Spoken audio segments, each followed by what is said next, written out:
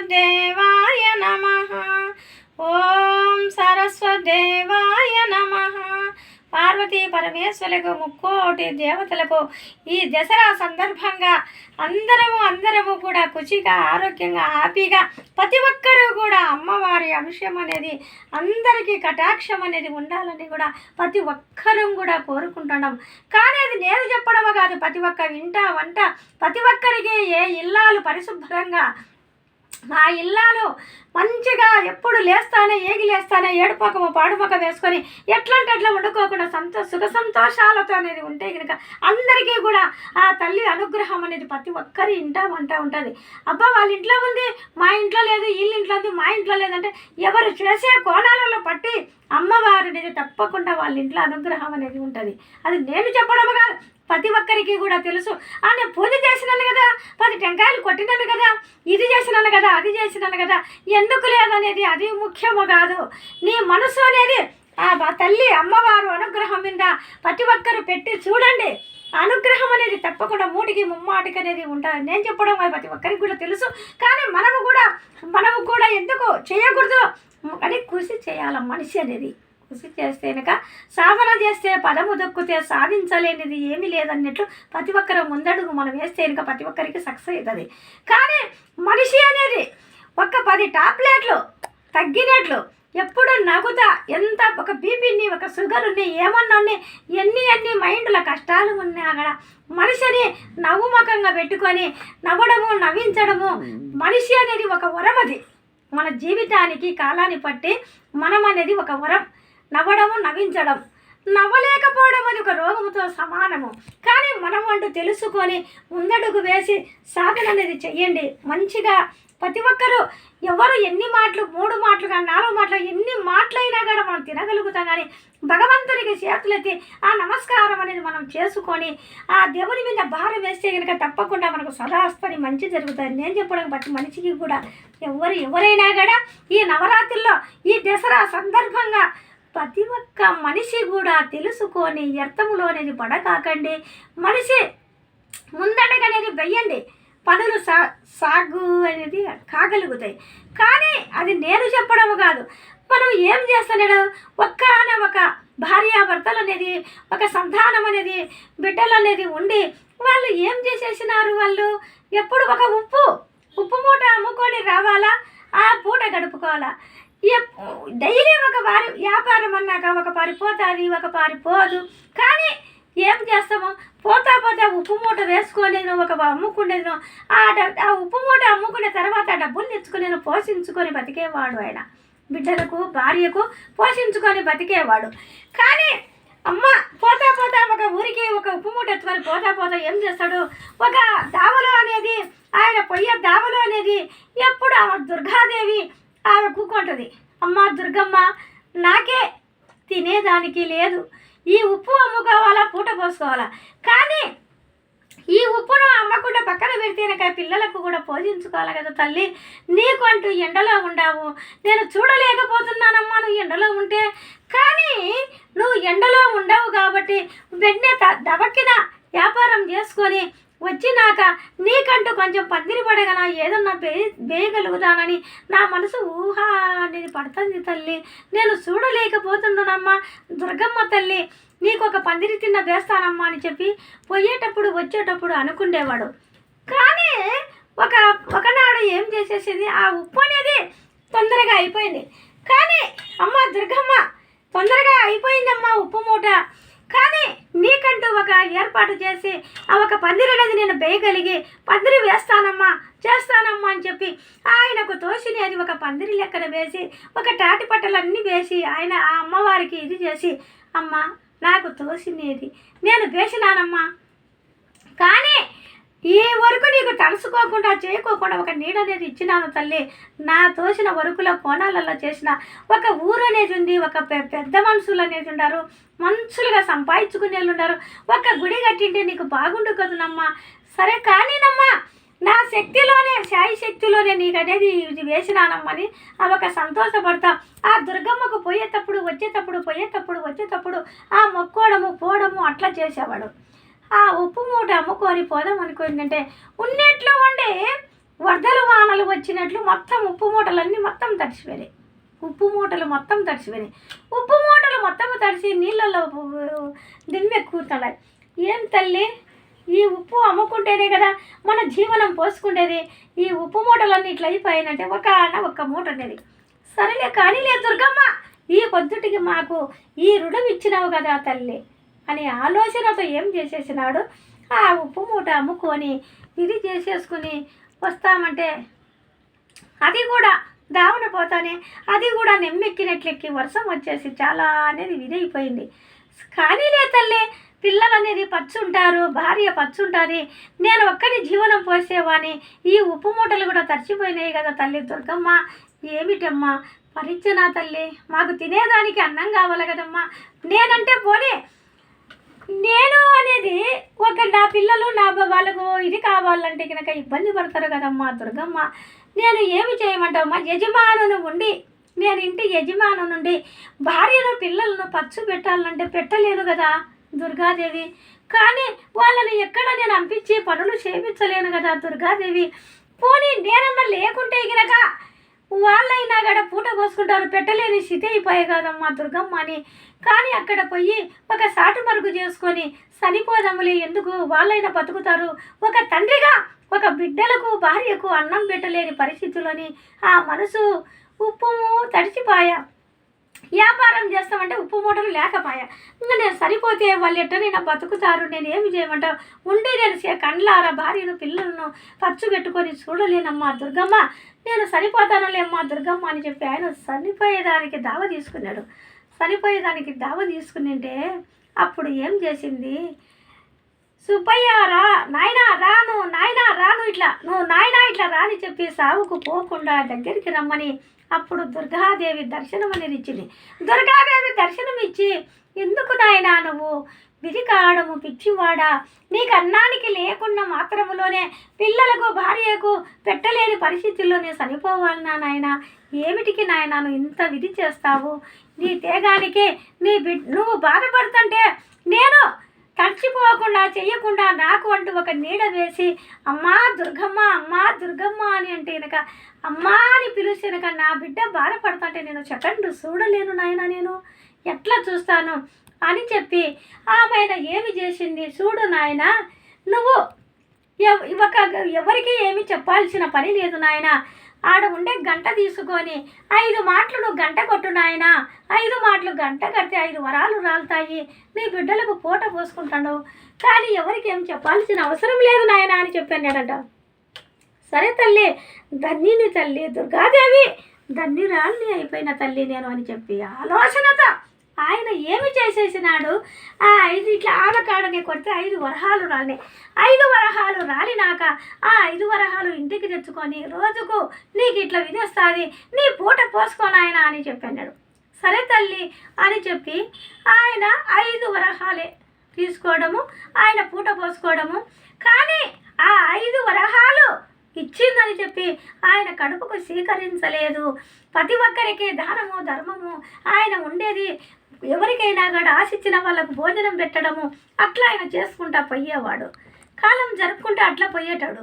కానీ ఈ 5 వరాలు రోజుకు 5 వరాలు 5 వరహాలు విధి చేయడంతో ఆ భార్య ఏమి చేసేసింది, ఈయన మామూలుగా అనేది ఆ డబ్బు ఆ దుర్గమ్మ ఇచ్చిందని చెప్పి ఈయన వ్యాపారం పోకుండా ఒక గర్భం అనేది సంపాదించిన నాకు ఉంది కదా, నాకు అమ్మవారు ఇచ్చింది కదని తలపిడుసు అహంకారం అనేది లేకుండానే నా ఉప్పు మూట నా వ్యాపారము నా పద్ధతి నేను చెయ్యాలని చెప్పి ఆలోచనతో ఏమి చేసేసింది, ఉప్పు ఎత్తుకోవడము పోవడము వ్యాపారం చేయడము, ఆయన దుర్గాదేవి అమ్మ దుర్గమ్మ దుర్గమ్మ అని పూజ చేసుకోవడము, ఆ రూట్లో ఆ కోణంలో వెళ్ళిపోయేవాడు. ఆయన ఆ రూట్లో వెళ్ళిపోతా చేసేటప్పుడు ఏం చేసేసింది, ఆయన రూట్లో కరెక్ట్గా పూజ చేసేటాడు.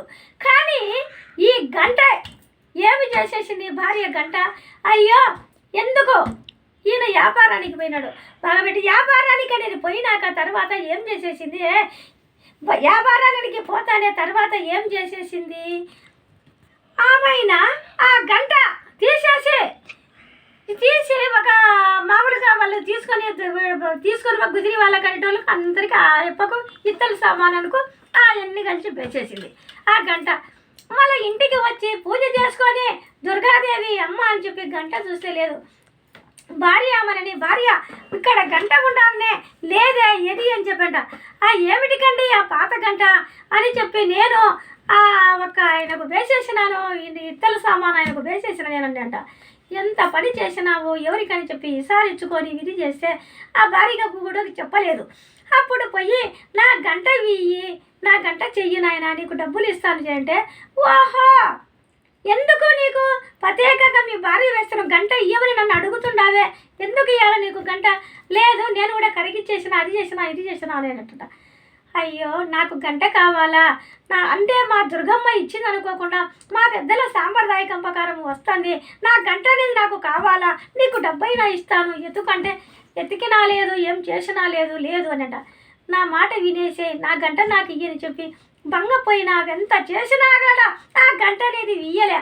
సరే నీ గంట ఇది ఇస్తాము, నీకేమొస్తా, నా గంట ఇస్తే నా పెద్దల సాంప్రదాయకం ప్రకారము నాకు ఇట్లా 5 ఉండేది నిజాలు చెప్పాలి కదా, 5 వరహాలు వస్తున్నాయి, 5 వరహాలు వస్తున్నాయి కాబట్టి నేను ఇట్లా విధి చేసి నలుగురికి ఆ 5 వరహాలలో 2 వరహాలు ఒక ఉండిలో వేసుకొని 3 వరహాలు ఆయన తిని ఎవరికైనా దానము ధర్మము చేసుకుంటా బతికేవాడు ఆయన. ఆ 2 వరహాలు ఎందుకు? దుర్గమ్మకు ఒక గుడి కట్టించేదానికి. మళ్ళా అప్పుడు తాటాకల పందిరి వేసినాడు కదా, మళ్ళీ ఒక దుర్గమ్మకు ఒక గుడి కట్టిస్తామని చెప్పి 2 వరహాలు అమ్మవారికి ఒక 3 భాగాలు ఉండేటి ఒక దానము ధర్మము ఆయన పిల్లలకు పోషించుకునేదానికి అట్లా చేసుకునేటోడి నేను ఇది అని చెప్పానంట. ఓహో లేదు లేదు నీకెందుకు ఇవ్వాలి నేనని చెప్పి ఆలోచనతో నేనే చేస్తానని చెప్పి ఆ గంటను పెట్టి పూజ చేసి గంట కొడితే కనుక ఆయనకి ఎట్లా రాలుతాయి? రాలేవు కదా. సరే నీ సత్యం అనేది ఉంటే గనక ఇట్లా చూస్తాము అని చెప్పి పందెం పెట్టేసుకునేదంట. పందెం పెట్టుకుంటే 1000 వరహాలు 5 వరహాలు గిన రాలితే గినక నువ్వు 1000 వరహాలు నువ్వు ఇవ్వాలి నాకు అని అన్నాడంట. సరే ఇస్తాలే నువ్వు ముందు కానీ అన్నాడంట. అందరి పెద్దవాళ్ళను చిన్నవాళ్ళను ఒక మీటింగ్ పెట్టేసి అంత ఊరి గ్రామస్తులు ఆడ పెట్టుకొని ఆమెను ఏం చేసేసినాడు, ఈయన కొడితే రాలే, ఈయన ఏం చేసేసినాడు, ఈ ఉప్పు అమ్మాయన ఈ 10 మందిలో అందరిలో ఆ దుర్గాదేవిని ప్రార్థించుకొని విధి చేసేసుకొని ఆ గంట కొడతానే 5 వరహాలు రాండి. అందరూ కూడా ఒకరి ముఖాలు ఒకరు చూసుకుంటూ ఉన్నారు.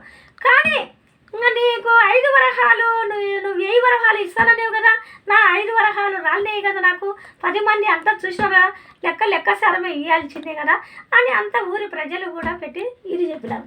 అప్పటికి కూడా ఆయన నీతిగా ఏం చేసేసినాడు, నాకేమీ వద్దు, ఆ 1000 వరహాలలో 500 వరహాలు ఇచ్చేసి 5 తీసేసి 5 నువ్వే తీసుకోవద్దు, ఆ 5 కూడా అమ్మవారికి అనేది గుడి కట్టించుకుంటా నేను అని చెప్పి అన్నాడంట. అంటే ఒక నీతి నిర్జాతిగా ఆ అమ్మవారు ఇచ్చింది కాబట్టి ఆ అమ్మవారు అంశంతో ఆయన నీతి నిర్జాతిగానే 10 మందికి దానము ధర్మము చేయడము పిల్లలను పోషించుకోవడము అని చెప్పి ఆ వరహాలు ఈ వరహాలు కలిపి ఒక గోపురము గుడి కట్టించి అన్నదాత సుఖీభవ అని అన్నదానం చేసేవాడు. ఆయన అన్నదానం చేసేవాడు.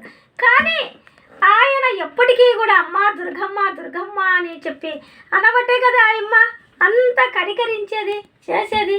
కానీ ప్రతి ఒక్కరికి కూడా మనకు కూడా ఎంత మందితో మాటలు మాట్లాడినా ఎన్ని పనులు చేసినా మనం ఎంత విధి ఉన్నా కూడా ఆ అమ్మవారిని అనేది ఇప్పుడు అందరికీ అంటే అందరికీ విధి అయితే ఎట్లా వస్తుంది? ఎవరికి ఉండేటోడు తింటాడు కానీ లేలేడుకి ఎట్లా వస్తుంది? మనము కూడా పట్టుదల పట్టాల. ఎందుకు మనము చేయలేము, ఎందుకు మనం సంపాదించుకోలేము, మనం ఎందుకు అని కృషి పడాలి మనిషి. ఆ తల్లిని అనుగ్రహం అనేది ఆ దుర్గాదేవిని అమ్మ అని చెప్పి అనిండబట్టే కదా ఆయనకు అన్ని వరహాలు ఇచ్చి గుడి కట్టించి ఆ దాంట్లో అవి ఇచ్చిందని చెప్పి ఆయన ఆక్రమించుకోకుండా ఒక దానము ధర్మము అన్నదానం అనేది అన్నదాత సుఖీభవ అని అన్నదానం చేస్తా వచ్చినట్టు చూడండి ఆయన. కానీ ప్రతి ఒక్కరికి కూడా అమ్మవారు ఈ దసరా సందర్భంగా ప్రతి ఒక్కరు కూడా తెలుసుకోవాల్సిన విశేషం ఏమంటే నీకు కాదు నాకు కాదు ప్రతి ఒక్కరి ఇంట వంటన అందరి ఆత్మలో అందరిలో కూడా మనందరిలో కూడా అమ్మ కొలువు తీరి ఉంటుంది. వీళ్ళు వాళ్ళు అనేదిలే ఒక ఆడకూతురు అనేది ఎప్పటికైనా చేతిలో గాజులు, పసుపు, కుంకుమ, సౌభాగ్యముతో ప్రతి ఒక్క విల్లాలు ఏ పొద్దు ముచ్చటగా మనిషి ఖుషిగా నవ్వుతా హ్యాపీగా ఎంజాయ్గా అని ఉండగలుగుతుందో ఆ తల్లి సంతోషముతో నేను ఉండాను వస్తాను అంటది. అమ్మవారు వచ్చి కిరీటాలు పెట్టుకొని, వజ్రాలు పెట్టుకొని, బంగారు నగలు నటకారాలు వేసుకొని రాదు. ఎప్పటికైనా ఆడ ఒక భిక్షాది రూపంలోనే, ఒక అమాయకురాలుగానో, ఒక ఏమిటిలో పిచ్చి వాళ్ళ రూపంలోనే అమ్మవారు మనకు దర్శనం అనేది ఇవ్వగలుగుతుంది. ఆ ఏముందిలే మన ఒక అహంకారముతో ఏముందిలే ఎక్కడుందిలే అట్లలే ఇట్లలేని ఒక్కసాటి మనిషిని మనం మంచి గుడ్డలు మంచి కట్టుకున్నామని చెప్పి ఏరే వాళ్ళని అనేది వెళ్ళిపోయకూడదు. అది చాలా తప్పు అయిన మాట. నువ్వు ఉంటే కట్టుకోవచ్చు, ఆమె కూడా ఒక మనిషే కదా, ఆమె కూడా ఒక ఇదే కదా. మనం అనేది సాటి మనిషికి అనేది గౌరవం ఇచ్చి పుచ్చుకోవాలనేది నా ఉదయపూర్వకంగా నేను వేడుకుంటున్న ప్రతి ఒక్క మనిషిని కూడా. అందరికీ కూడా మన ఆత్మలోనే పరమాత్ముడు ఉన్నట్లు, మన ఆత్మలోనే అమ్మవారు కొలువు తీరి ప్రతి ఒక్కరికి ఉంటుంది. అది నేను చెప్పడం కాదు, నేను ఆ మాట చెప్పి ఈ మాట చెప్పి మీకు అనే ఈ నిత్య సత్యములుగా ప్రతి ఒక్కరు కూడా తెలుసుకోవాల్సిన విశేషముగా నేను చెప్పగలుగుతాడా. ప్రతి ఒక్కరి ఇంట వంట కూడా అమ్మవారు తప్పకుండా ఉంటుంది. అది నేను చెప్పుతానని మీరు ఫీల్ కావద్దు, కానీ మీరు కూడా అర్థం చేసుకోండి. ఎవరైనా కూడా 15 రోజులు వెన్నెలు వస్తుంది, 15 రోజులు మబ్బు వస్తుంది అంటేనగా ఆ అమ్మవారు మనకు కూడా సదాస్తరి కొలువు తీరుతుంది. ఎందుకు ఉండదు, మనకు ఎందుకు రాదని పట్టుదల పట్టాలా. పట్టుదల పట్టుకోకుండా మన కొద్ది మనము సంస్కారంగా ఉండి మన బుద్ధి పుట్టిని మన బుద్ధి పుట్టినాక పండుకొని మనం ఎట్లంటే అట్లా పూజలు లేకుండా ఏమీ లేకుండా మనం ఉన్నామనుకో ఆ ఇండ్లు కూడా అంతవరకులోనే, ఆ జీవితాలు కూడా బతుకులు కూడా అంతవరకులోనే వేడసగలుగుతాయి.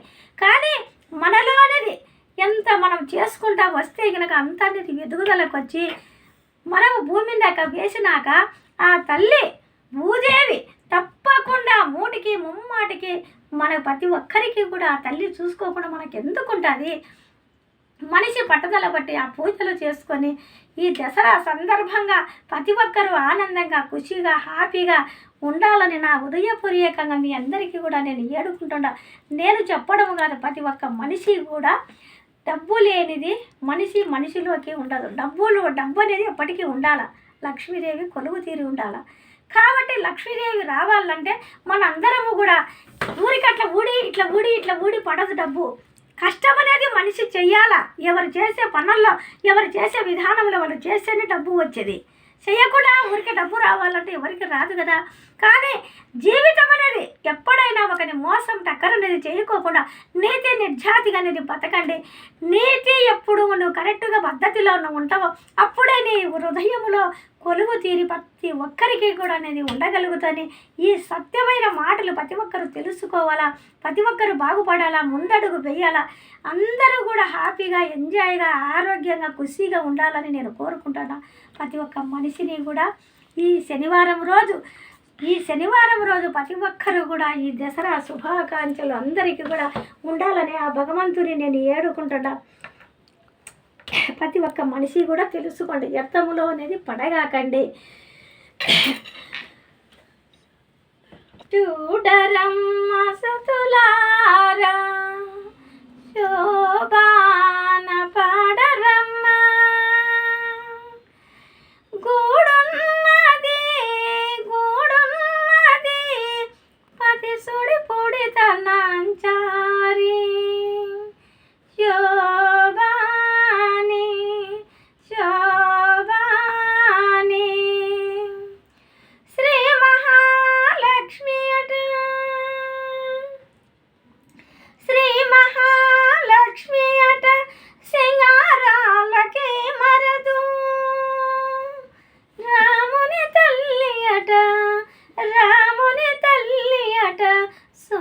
కలలకే మరదు. సోముని తోబుట్టు అంట సొంపు కలలకే మరదు. కోమలాంగి సుడి పొడి తనాంచారి, చూడరమ్మ సతులారా శోభాన పాడరమ్మ, గూడున్నది పతి సుడి పొడి తనాంచారి శోభాని శోభాని కలిసాబి కూతురట కలిసాబి కూతురట గంభీరాలకే మరదు తలపులకు మాతాట తలపులకు మాతాట దయమరి హే మరదు జలాజివాసినట జలాజివాసినట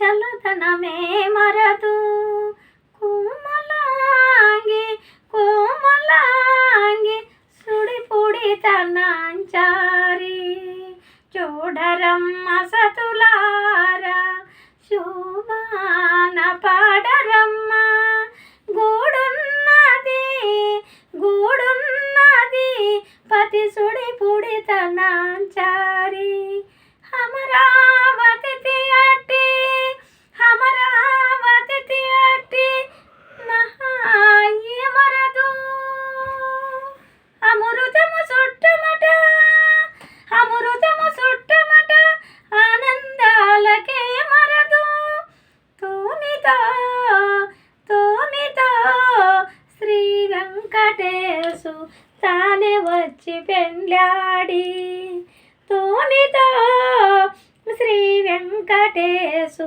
తానే వచ్చి పెండ్లాడి కుమరి వయసు సుడి పొడి తనాంచారి చూడరమ్మ సతులారా శోభాన పాడరమ్మ గూడున్నది గూడున్నది పతి సుడి పొడి తనాంచారి శోభాని శోభాని శోభాని ఏడుగొండలవాడ శ్రీ వెంకటరమణ ఆపత ముక్కులవాడ గోయిందా గోయిందా.